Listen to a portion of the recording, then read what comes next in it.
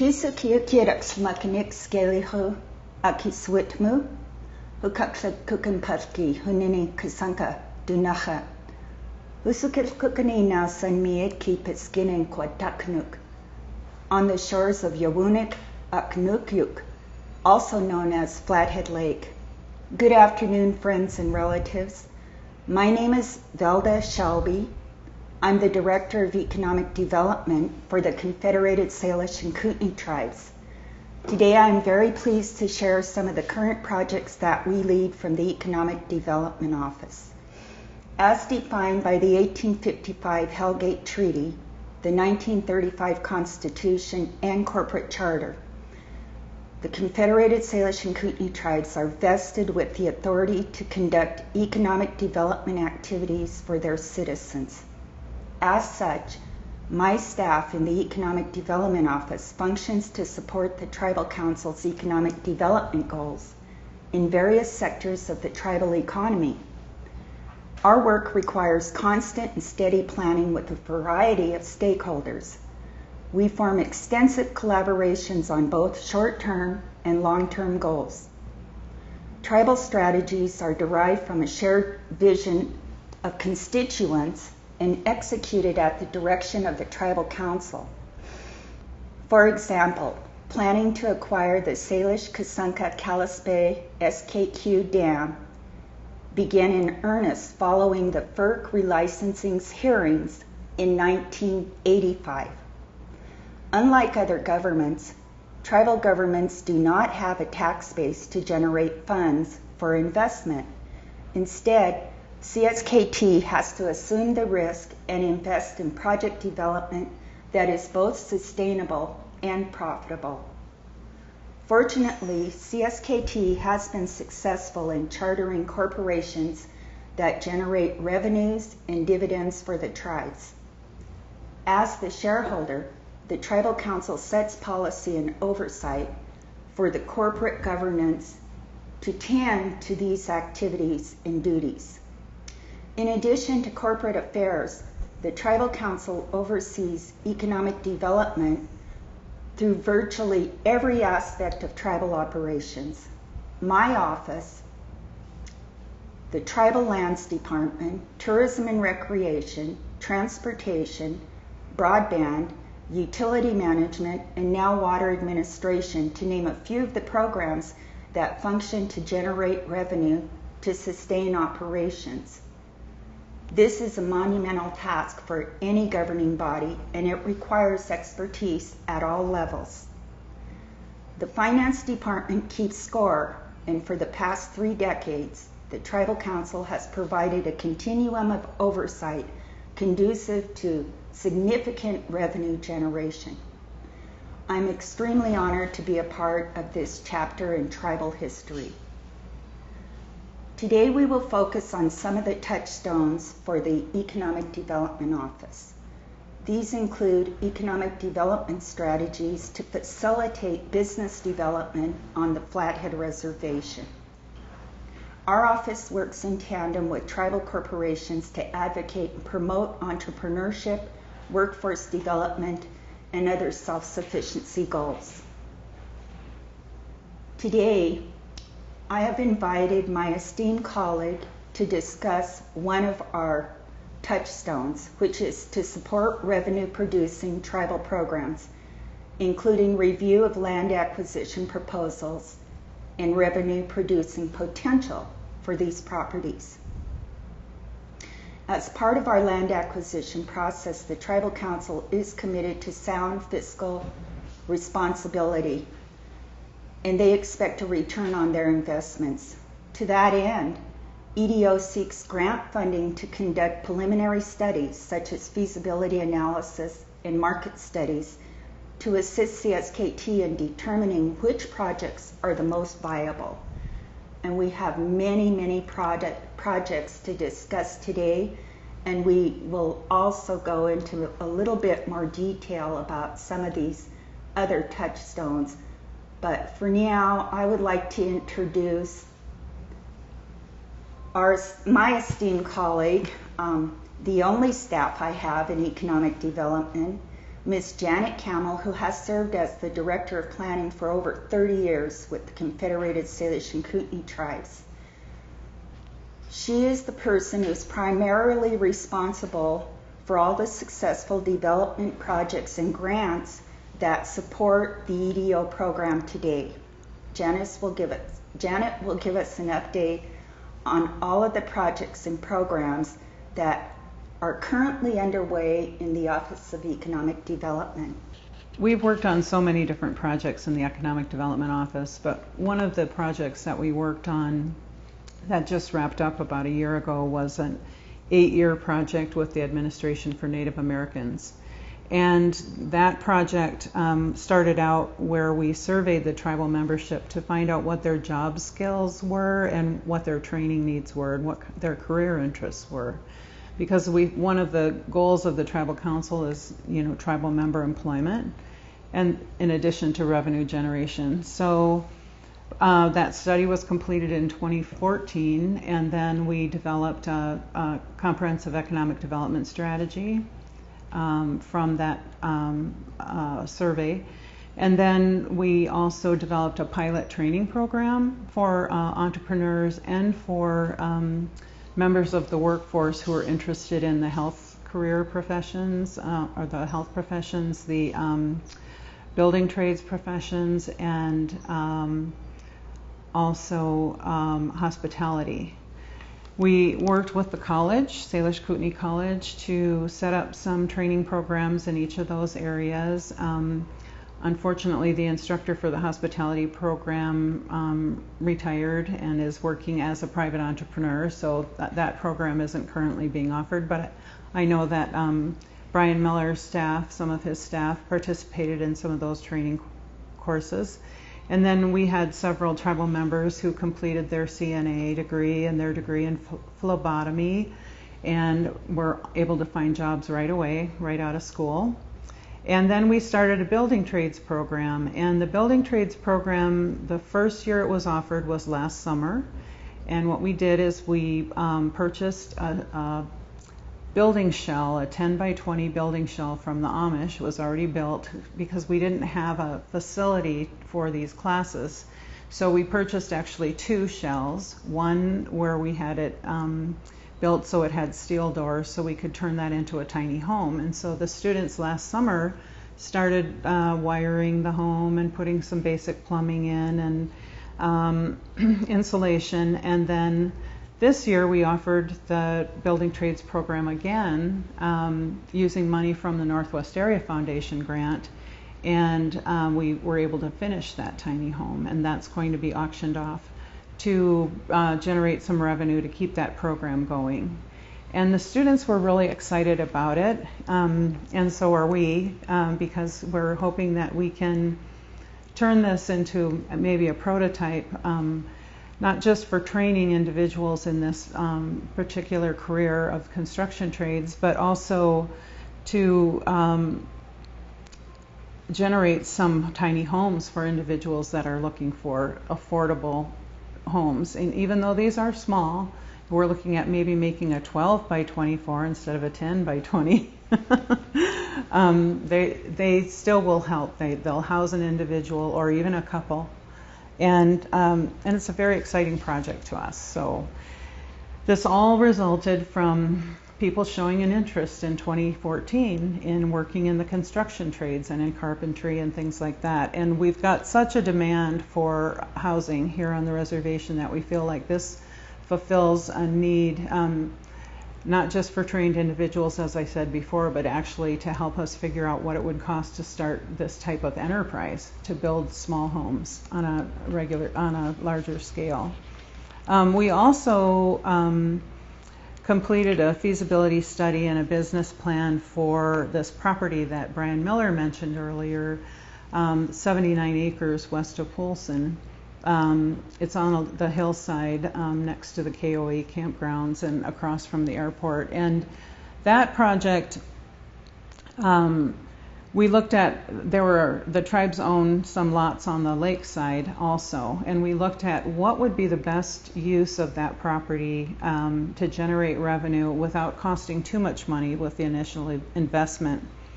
So we looked at the lakeshore property, came up with multiple options, reviewed those with the tribal council, and then we also looked at multiple options for the upland property, is what we call the 79 acres on the hill. And we looked at, well, we have a need for residential development, obviously, but in order to help pay for that infrastructure, you know, the roads, the sewer lines, the water lines, everything that needs to go into that development, we are looking at leasing out some commercial lots and some RV spaces. Since we're right next door to an RV park, we figured why not? We'll look at that and see if that would be feasible. And the consultants that we work with felt that, yes, that's a good use of that property. So we came up with a diagram and presented this to the tribal council, and they recommended, well, let's use one of the commercial lots for the gaming, for the new casino. So it worked out very well.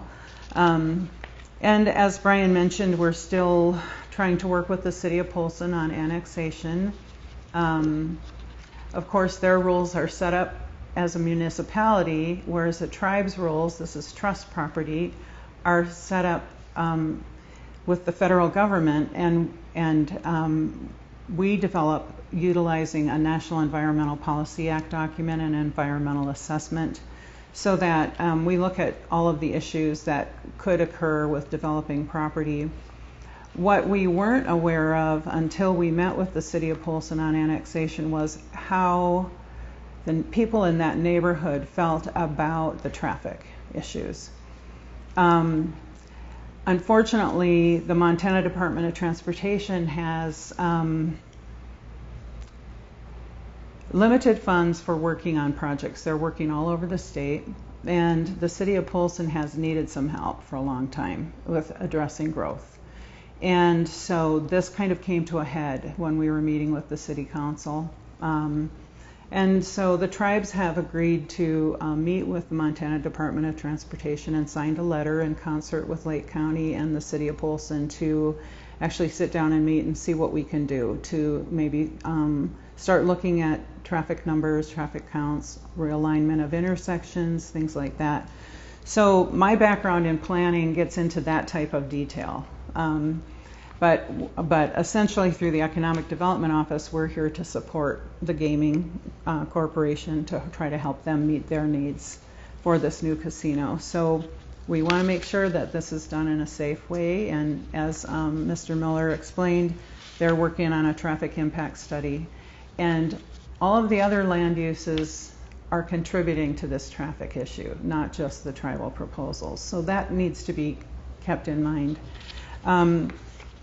Some of the other projects that we're working on, in addition to the tiny homes and the Polson West project, is a mobile meat processing, or I shouldn't say mobile. Initially, we were looking at a mobile meat processing unit. We talked to some other tribes, and some of the other tribes had found that it's not as hard on the animal if you can process them out in the field. The problem with it is that it's very costly. You know, a lot of our ranches are scattered throughout the reservation. The fuel costs just to mobilize that unit, and then you have to have a USDA inspector on site when you're doing the slaughter. And then if you want to process wild game, you have to have a veterinarian on site. And that's if you want to sell it on an interstate basis. So we learned a lot in the feasibility study, and we learned that actually we should move forward with building our own plant. If we can work out agreements with the tribal cattle ranchers to sell their cattle to the tribes, and if we can make it profitable or at least break even to finish those cattle, to fatten them up over the winter, because a lot of tribal cattle producers they can't afford to hold those cattle over the winter time because feed is so expensive.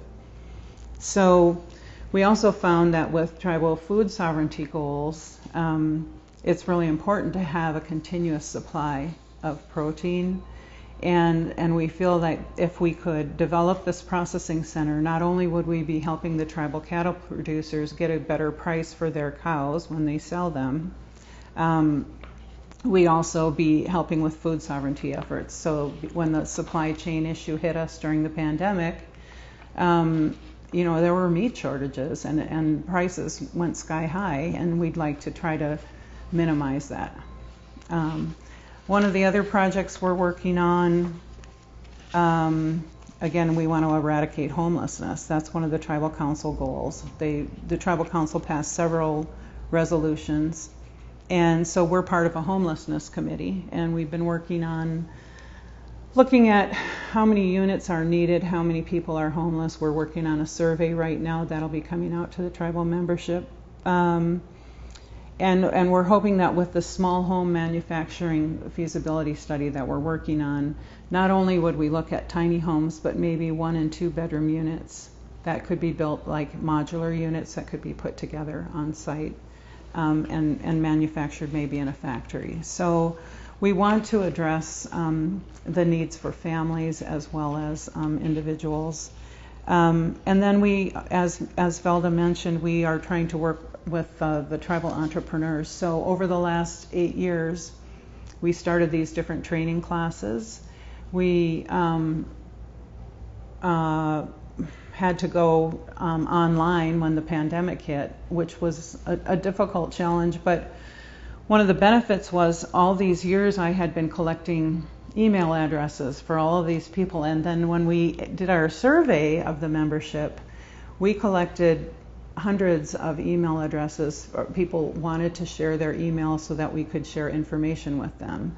So every time we'd have a class, we'd send out an email blast to over 200 tribal members to let them know, you expressed interest in business, well, we've got this free class for you, and we provided the Zoom links to those classes and all sorts of classes, tourism, cash flow, QuickBooks. We had quite a variety. And now we have been working with S&K Business Services to take over that role, to provide those classes with some of the grants that we used to get, and then now they are applying for those grants and they're specializing in that arena. So, and then we had a grant program that we worked on. I don't know if you're going to be talking about that, but The CARES. Mm-hmm. No, go ahead. Okay.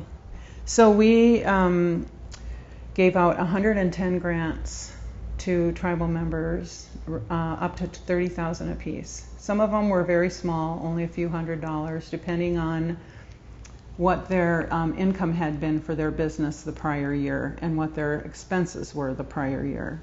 So we had a formula that we worked out as to how much money we could award, but they had to be either registered through the Indian Preference Office, or they had to be registered through the state, or they had to provide proof of their cattle brand.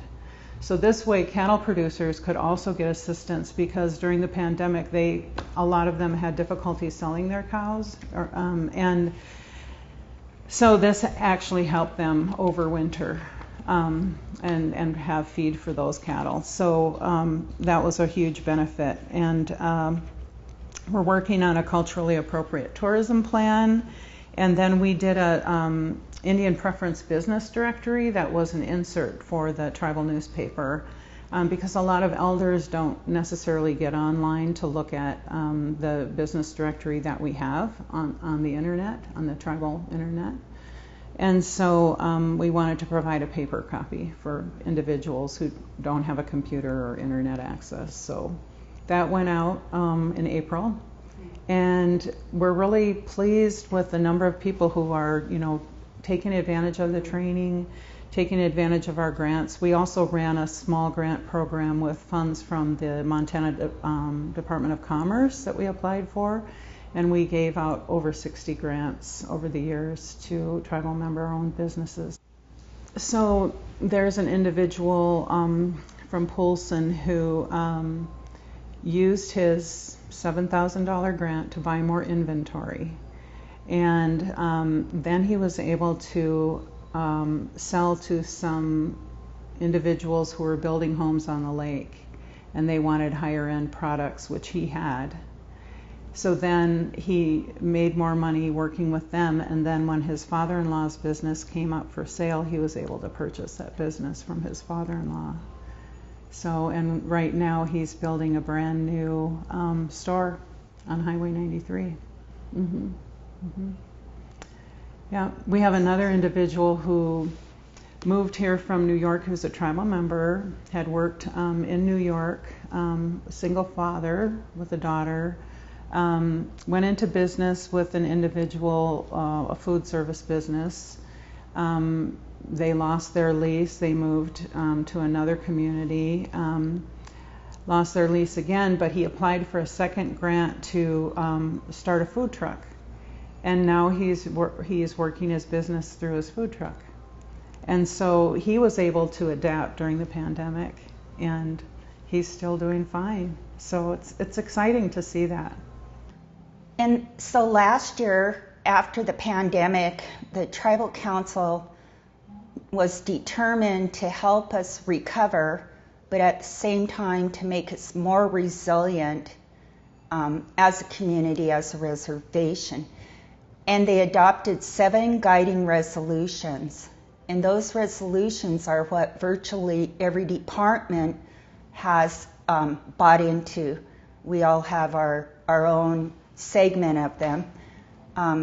My team serves the Homelessness Coalition, and it was an ad hoc task force initially formed in response to the pandemic because many people were homeless, and we were just giving vouchers and putting people up in hotels, doing what we could, but then we realized we needed something more long-term for the vulnerable population.